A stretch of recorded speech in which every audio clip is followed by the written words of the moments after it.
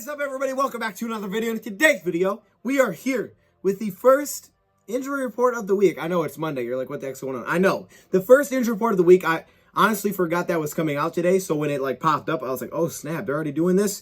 Yeah, this is a very short week. The shortest week in the NFL. It's crazy. But we got the first projected injury report today, plus some notes from each coaching staff because there are some big injury updates. So let's get it started. The city's been down and it found a way to get up. And when you knock us down, we're going to get up. And on the way up, we're going to bite a kneecap off, all right? And we're going to stand up. And then it's going to take 2 more shots to knock us down. We're going to take another hunk out of you. Before long, we're going to be the last one standing. Welcome, everybody, to our video. Glad you guys are here. And this video probably shouldn't be too long. We'll probably fly through this because a lot of this was projected, so I don't want to make too many assumptions about a lot of things for each side. But there are some big notes that were given out for both teams in terms of the injury front, which I think we should definitely touch on today. But this is a short week, so we're going to have to speed this week up. So I'm thinking tomorrow we might dive into the All-22 because, I mean, shoot, Wednesday is already the day before the game day. And I know Wednesday we're planning to do a show on Last Second Dose on my channel. So, this is a weird week also. We're going to be on Last Second Dose tonight on Rad's channel, so make sure you guys check it out. But this is just, it's weird. It's weird, but I don't dislike it. I like having football in 3 days. I'm down with it. There's my next foot. There's a game tonight. Who you guys got? Tampa Bay Buccaneers or Giants? Yeah, that game's trash. That's here from Dan Campbell. That's one of the reasons I waited longer to make this video because I was waiting. I knew it was coming. I was like, come on, bro. They can't leave us hanging. All right, Dan Campbell's presser is coming. And it came at it came past 5 o'clock, which kind of stunk, but I was like, all right, I got to wait, because I want to hear what he had to say. And I think he gave us some good insight. All right, so we're going to dive into that today. But again, Last Second Dose, we're going to be live there tonight. Tomorrow, we'll probably do the All-22 with, again, another injury report. And then Wednesday, we'll be live back on this channel with Last Second Dose as we get prepared for the game. We may have some cool stuff planned for that, so make sure you guys tune in. We may even let some of y'all hop in the show with us just to have some fun. And then, of course, like I said, Thursday is game day. So let's just pop right into this. Let's kind of fly through it. Let's start off with the Chicago Bears first. I like this wallpaper, by the way. I don't know if it matches their colors extremely well, but something about it, I like it. I don't know what it is. When I put that on there, I was like, dang, this one is real clean. So I just wanted to point that out. Let's check out the injury reserve. Just got a couple of updates there because there's some big ones since the last time we played this team. All right, and you can see 2 major names on there. Khalil Mack, you're seeing that oh snap. Yeah, Khalil Mack's on IR. He is season ending with a foot injury. He played in 7 games this season. He had 6 sacks in those 7 games. So when Dan Campbell brought up yesterday with the Chicago Bears and kind of hinted towards maybe passing a little bit more against that defensive front versus the Browns defensive front that has Clowney, that has Myles Garrett. Honest, at that time, I didn't really realize that Khalil Mack was on IR for season-ending injury. I was just assuming that he'd be there. So, yeah, Khalil Mack will not be playing in this game. And you could see also another big one, Danny Trevathan, the linebacker. And I actually think he made his debut against us, if I remember correctly. He hasn't played a ton of snaps. He's kind of came back as he backup to Alec Ogletree, but he is also for a season-ending injury, all right? So those 2 guys are out. I thought those were 2 big ones that we had to touch on before we get into the participation report that, again, was projected because both teams held walkthroughs today, but that didn't mean they didn't do anything. They still, walked through practice to get prepared for this week. So let's hop right into it. Let's start with the Bears first. Let's start at the top with Justin Fields because this is the big one. It's the quarterback position. It's an injury that took place in their last game against the Ravens. And I'd be sitting here lying if I said that, oh yeah, I broke down that Ravens game. I saw this and that. I'm not that far. This week is way too fast for me. It's Monday, all right? I'm really still focused on our game. And I haven't even got the All-22 of our game yet. So it's it's going too fast, but with the Bears game, I did check out the highlights and stuff, and I know Justin Fields went down early second half. I think a lot of people attributed it to that hit he took on a 3rd down when he took off and ran, but Matt Nagy said he wasn't sure if it was on that hit. Good thing for him, it's a rib injury. Not good thing there, but good thing is that the x-rays came back negative, so it's not like he has broken ribs, which is great news. Now, he's not out for this game, but as you can see today, he was listed with did not participate. Now, in his place, Andy Dalton stepped in that last game, and a lot of people are saying, well, they got rid of him, and they were really struggling with Justin Fields in there. They still had a couple of explosive plays. They started off with a missed field goal, and then they had a fumble when they were in position to possibly score as well. They had a drop pass. So they still had some explosive plays when he was out there. They just weren't able to really convert and capitalize. They're playing against a Ravens team that didn't have Lamar Jackson, so they run out there with Huntley, and they lost that game 13-16. A lot of craziness I think towards the end of that one. Now, Andy Dalton came in. They had a couple big plays. I would say a couple guys, definitely Goodwin. You know, he had a huge touchdown. Darnell Mooney have a big screenplay that he took off for a touchdown. That was the first touchdown of the game for the Bears. Lost this game 13-16 at the end. And man, the Heat is probably taking up to another level with Matt Nagy because they've lost a couple. They're not 5-5, now they're 3-7. And you can just see the Twitter heat. Just look up Chicago Bears on Twitter and just scroll through. I mean, people are blasting this team with their head coach.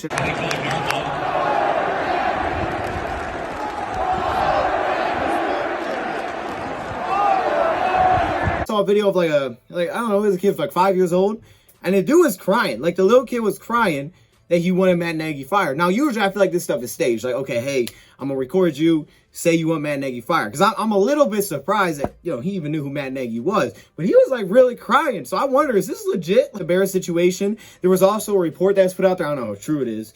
I guess it comes from someone that does a podcast with Allen Robinson. So maybe it's pretty true. I'm not sure. That apparently some players in the locker room want Nagy fired. Saw it.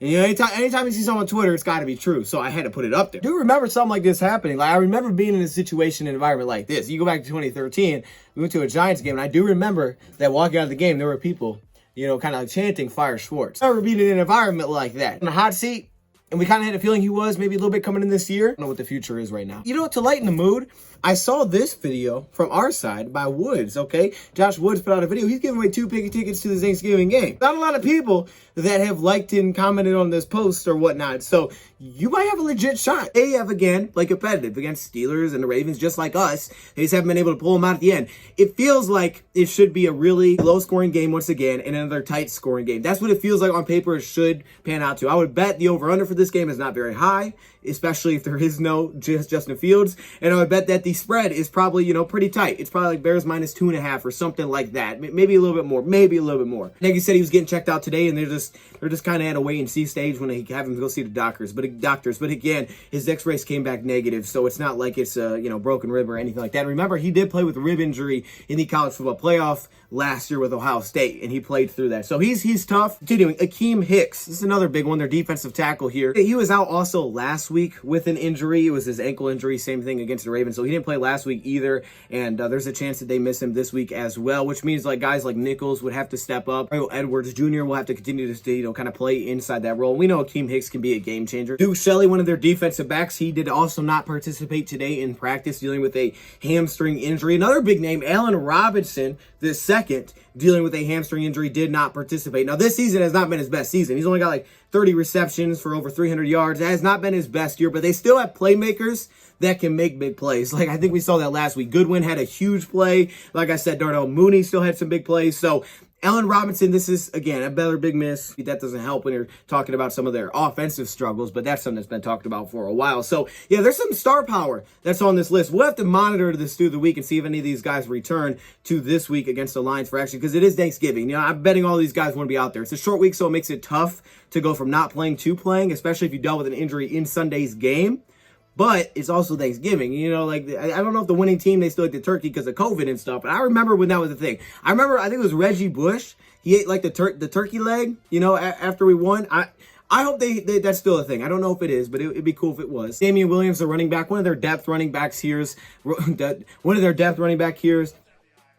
Are you sure about that? Khalil Herbert, and, you know, of course, David Montgomery is still healthy, so he's down with a calf injury right now. Eddie Jackson, he's missed 2 straight games at the safety position for the Bears and dealing with a hamstring injury. The good news is that he had limited participation today. You know, this dude's a playmaker in the back end, all right? So we'll keep an eye on that and see if he's able to return to this week's game. Mario Edwards Jr., as I said, he'll have a bigger role. Skipped one. Darnell Mooney, all right. Like I said, this guy was a playmaker in their last game. Limited participation, dealing with a foot injury. Wide receiver position is a little bit banged up, especially if Mooney can't play. We've seen Jakeem Grant get some snaps. Like I said, Goodwin is another guy that's been involved. Safety here, Tayshaun Gibson, full participation today, and he finished it off with Marquise Goodwin. So we'll keep an eye on that receiver position and see how many guys they get back this week. But there's some big names. All eyes are going to be on Justin Fields and whether or not he is able to play in this weekend's game. Like I said, he didn't play really the second half. He kind of started, but he didn't finish the second half in the Ravens game, and Andy Dalton came in, and they scored a couple of times. They just were unable to win that football game. You know, Fields has played through a rib injury before, so we definitely can't count him out dealing with this injury. All right, that moves us on to the Lions side, where we have some big updates here. There's actually a lot of good I would argue there's a lot of good with our side. Some new names as well that also came up in this past game against the Browns, and we're not sure if they're going to get to play this weekend because it is that short turnaround. But there's also a lot of good news. There's a lot of players that were on there last week have been taken off of this list, like a lot of players, all right? So let's take a look at the Wednesday, or I even wrote Wednesday. Hold on, I got to change that. Monday. I used it Monday. Okay, Monday walkthrough participation report. Start at the top. It's a new name, and I spelled his name wrong. I put 3 A's in there. Hold up. There are literally 3 A's. Big V. We call him Big V for a reason because I can't pronounce his name that well. Vaitai, the Lions offensive guard. I had to really take my time with spelling his name. It was a struggle to spell this dude's name. Okay, I can't even say it. So imagine trying to spell it, sound out something that you can't say. So that's already a problem. But he went down with a concussion injury in our last game against the Browns, and we saw Tommy Kramer step into that right guard position. It's kind of weird how that worked out. He was elevated for the game, and then all of a sudden he has to step in. So dealing with his concussion, he was not listed with participation. Again, for guys like this that dealt with an injury in his last game, I think it'll just be huge to see where they're listed at for Tuesday, because it's like, all right, we're actually really back to practice now. But it's definitely not a very promising start to the week, and Big V could absolutely miss this game. It's probably going to be pretty tough because of the concussion protocols, things like that, to get back for this weekend. It's not possible, but it's probably going to be pretty tough to be back for the Thursday game, which means Tommy Kramer could be our starter at right guard this weekend. AJ Parker, the cornerback, another guy that dealt with an injury in this game. This one is one that I'm pretty concerned about because it's an ankle injury. When he went down, Will Harris stepped into his spot, and hey, we know AJ Parker made some big plays, but Will Harris came in and kind of played that slot position. The last time we saw the Lions have to do this was against Philadelphia, and they didn't test him a ton because they were just running the heck out of the football, but it is a pretty big loss. So what they do is they put Will Harris down at the slot, and then they can play 2 other safeties because they have a Dean Marlowe and a Tracy Walker. It's not, necessarily something you want to go to. Now, last time I thought the Detroit Lions would bring up Nickell Roby-Coleman from the practice squad, and they did not do so. So maybe they don't bring him up again. I'm not going to even predict that they're going to bring him up because there's a good chance they probably just roll with Will Harris playing the slot cornerback position. But who knows? If they want another option, it's Nickell Roby-Coleman to me on the practice squad. Either way, no participation today. It's a big one to keep an eye on. I'll have to watch this game back with the All-22, but I know Lions have gotten a little creative with how they do this. I know Jacobs can play in the slot a little bit. I mean, yeah, you could probably just say, well, let's put Jacobs in the slot and have Mark Gilbert play on the outside when they come in. You might be able to do that if they go to 3 receiver sets, but I've seen the Lions use some creativity there. And then Deshaun Hand with a groin injury. Every time I see him on one of these lists, I just feel sad for him. But yes, he's back on here. Groin injury, did not participate today. He wasn't listed with it because he also went down in this last game. Once he went down, we saw Levi get a lot more snaps. So couple names for the Lions here that dealt with injuries in this Browns game. It's unfortunate. Some of it's probably the conditions as well. Like you talk about groin, ankle, concussion, not as much there. And I don't even know what happened in the first half. Trinity Benson, we saw him on there last week and he ended up not playing. So we brought up Tom Kennedy to the roster. But this week he may play. Limited participation is what he was listed today. He showed up on the injury report on a Friday, so the very last day, dealing with a knee injury. But we'll see. Can't count him out yet. Now, here's the big one. It's Jared Goff. And again, the quarterback always gets the attention. This one will get the attention because it's something I didn't expect to see today. Limited participation. It's pretty shocked to see that Jared Goff was listed with any participation today. I was just expected it to be did not participate. After hearing, the pressers yesterday and Dan Campbell kind of talk about it, he did say if Jared Goff can go, he will go. He was our starter before he went down. He'll go if he can go. But it just didn't really give off that kind of vibe. And actually, before the game, it was put out there by Ian Rappaport that it's unlikely that he plays on Thursday as well, Thanksgiving. But all of a sudden today, you see limited participation. So I had to wait for that Dan Campbell presser just to see why he was on there. And he said, so this morning they went out, they threw some passes with him. Dave Burkett, that no, it wasn't like just, playing catch in the backyard. So they had him, roll around, take some deep shots. They just wanted to see how he was feeling. And he said he was feeling much better today. Now remember, they said during last week that he was feeling better. He ended up not participating for practice and he didn't play last week. They really tested him on Friday to see if they could do it. But all of a sudden, today, we're seeing limited participation. They're saying he was feeling better and he did get some reps. They are still preparing Tim Boyle to play if Goff can't go, is basically what Dan Campbell said. So I would say it sounds a little bit more promising that there's actually a very legitimate possibility that he does play this weekend against the Bears. I thought it was like at, maybe 1%. And I'm thinking right now it's probably pushing up to like 30 to 33%. Yeah, I don't know why. Why? I don't know. But that's where I feel like it's at right now. There's 1/3% that he plays, I think, in this weekend's game at this very moment. I'd like to see a healthy Jared Goff out there with his Taylor Decker, with Josh Reynolds, and just see how the offense performs because we really haven't got to see that. Like last time Decker was out there with Jared Goff, Goff wasn't healthy, so And actually, Dan Campbell like said that today. I mean, we've kind of had to like infer that was the case, but he like straight up said it today. He said, you know, a week ago we had a quarterback out there that couldn't push the ball, you know, because of his injury. So he kind of just flat out said it today. It was like, oh snap, there it is. So he straight up said it. And then he was like, you know, in this game for Boyle, because they were talking about play calling, which we'll get into. He was like, you know, Boyle because it was his first start because of the weather conditions. Same thing as last week against the Browns. You know, the game kind of just went. Same thing last week against the Steelers. The game kind of just went how it went. I would love to see Goff with Decker and also with Josh Reynolds, because we know there's that really good connection between those two guys. I would like to see that, you know, this weekend, especially when you see the schematic, you know, some of the schematic differences that's starting to look a lot more like it did back when Dan Campbell was in Miami, just how the offense is running, especially like once they fired Bill Lazor over there, the offensive coordinator. It's starting to look like that a little bit more. So I would like to see Goff out there with those guys, but I would like to see a healthy Goff out there. Again, putting an injured Goff out there like we had against the Steelers, it's not very helpful, right? That's not what I want to see. I don't want to see that Jared Goff on the field, because I don't think that gives you a great chance to win. And Campbell kind of just straight up said it. You know, he wasn't healthy enough to push the ball down the field. So that's why, we were running the ball in the third and long situation. So I would like to see it. You know, he brought up the pass rush. He kind of hinted to it yesterday. You talk about the O-line where it is. Not as good as a pass rush. The conditions will be better because you're indoors. And if you have a healthy quarterback, you tie that with Josh Reynolds. Just kind of wait and see. I'm not going to say he's going to play this weekend, but you can't count it out. We'll get to that more in a second. Trey Flowers, no participation today with his knee injury. He'll be a big one just to keep an eye on for tomorrow and Wednesday. But we know he didn't practice really at all last week, and he didn't play last week either. Charles Harris. Austin Bryant played a ton in the absence of Trey Flowers, by the way. Jamar Jefferson, another good news here is that he returned to practice technically today with limited participation. It's always hard to get too hyped because it's like, yeah, but they're still not really. Like the Goff one, we know that they had him throw around this morning. So they kind of had a feel with that. On Friday did it, and he didn't practice, so it must not have been that good. They know where he was at. They had him throw it around this morning. Running back, things like that, it just feels different, right? Because it's not like, oh, hey, let's get Jamar in there early in the morning. Let's see if he can run.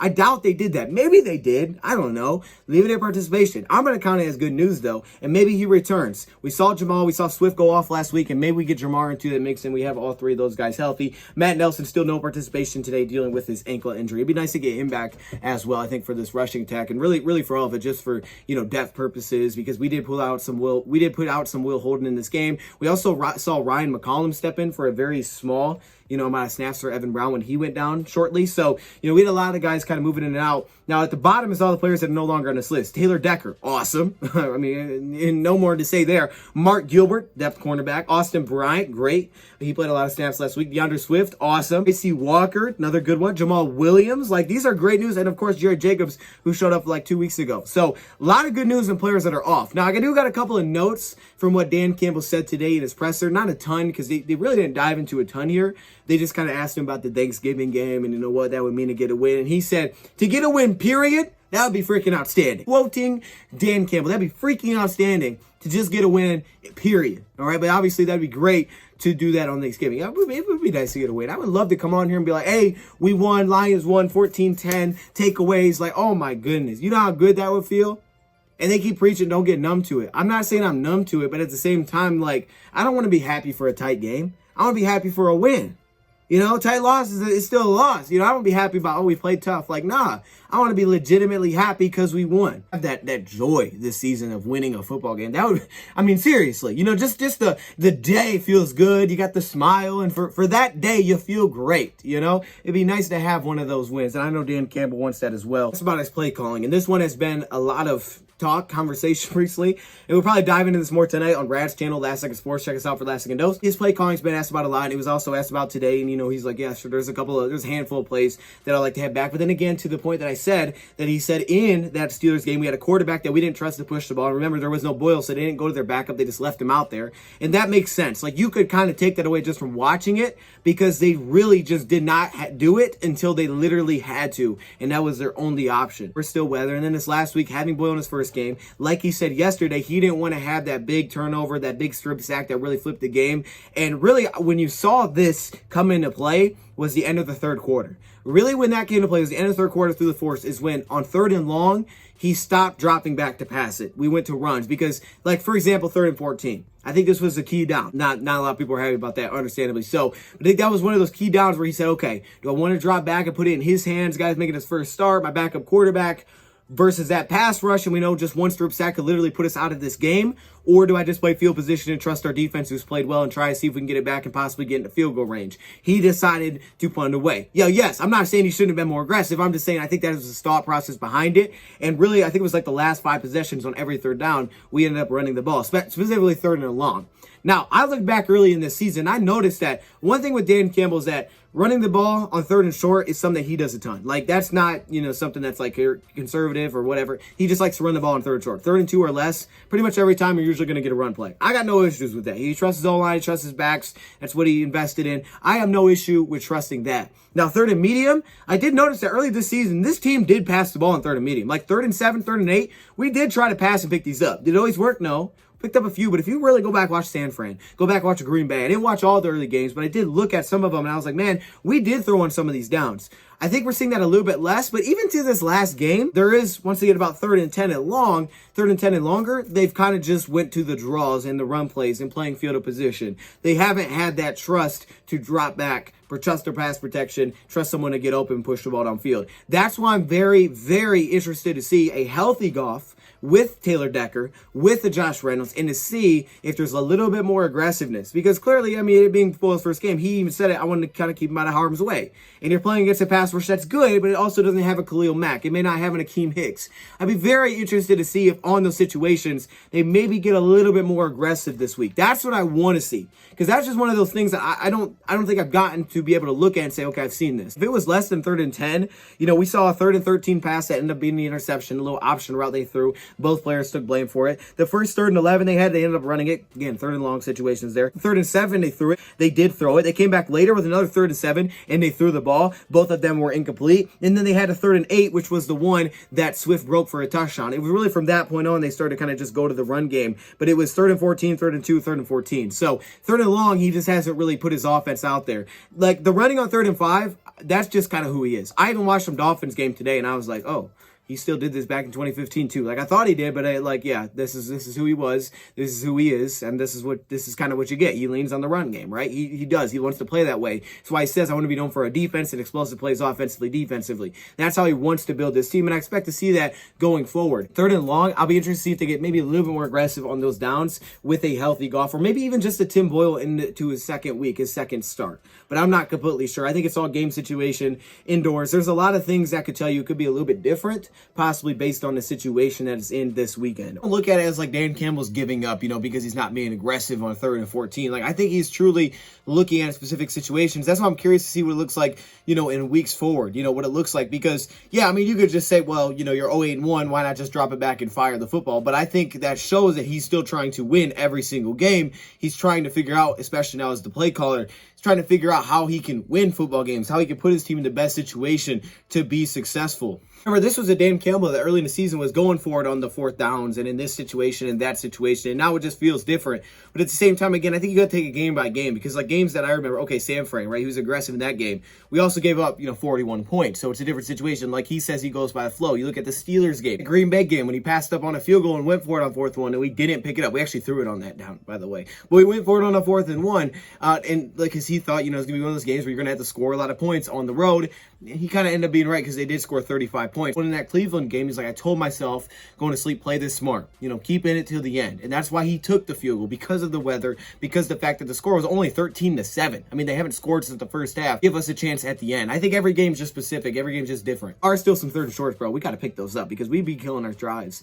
Some of those flags killed us as well. Like the offensive pass interference, the one coming out of the break, like those were absolute killers, man. Like, bro, we got those flags, man. It just jacked up our whole drive, our whole momentum, everything we had going. It was just like, nope, back you up. And then we got in real trouble. Notes I have from him today, he also brought up like his plate, what his plate would be at a Thanksgiving dinner. And I'm not gonna lie, like, bro, he was on it. I mean, at first he started off kind of slow, and then he started rolling, and I was like, okay, he knows what he wants to eat. Like, I feel like he might eat that before the game. Dan, do your thing, bro. Do you. It sounded good. Like, I was sitting there listening like, oh man, that really does sound good. Fort Field, are you guys gonna like sell turkey there? No, just like a little bit, just like, hey, it'll probably be like, hey, you want a slice, $10. Like, okay, I'd rather not, but that's fine. I'll just get some bottomless water. Hey, if you don't know what that is. Anyway, let me know your thoughts in the comments below. That is your Lions news today. Check us out last week before we're gonna be live for Last Second News. Thank you for watching, and I'm out.